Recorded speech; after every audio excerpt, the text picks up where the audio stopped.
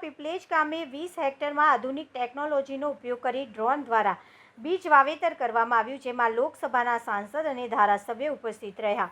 One વિભાગ છોટાઉદેપુર દ્વારા છોટાઉદેપુર રેન્જના પીપલેજ ગામે 20 હેક્ટરમાં આધુનિક ટેકનોલોજીનો ઉપયોગ કરી ડ્રોન દ્વારા બીજ વાવેતર કરવામાં આવ્યું હતું. જ્યાં વાવેતર કરવું મુશ્કેલ હોય એવા જંગલ વિસ્તારમાં સાંસદ જસુભાઈ રાઠવા, ધારાસભ્ય રાજેન્દ્રસિંહ રાઠવા, છોટાઉદેપુર તાલુકા પંચાયતના પ્રમુખ કલ્પનાબેન રાઠવા, ભાજપ મહામંત્રી મુકેશભાઈ પટેલના હસ્તે પીપલેજ ગામના બીજ નાખવાની શરૂઆત કરવામાં આવી. તેમાં તાલુકા ભાજપ પ્રમુખ રસિક રાઠવા, જિલ્લા ભાજપ યુવા નેતા સંગ્રામસિંહ જસુભાઈ રાઠવા, નાયબ વન સંરક્ષક આરબી સોલંકી, છોટાઉદેપુર આરએફઓ નિરંજન રાઠવા, વીડી રાઠવા અને વનપાલ વન સંરક્ષક વગેરે હાજર રહ્યા હતા. અને એક પેડ માં કે નામ અંતર્ગત સાંસદ અને ધારાસભ્યના હસ્તે વૃક્ષારોપણ કરવામાં આવ્યું હતું.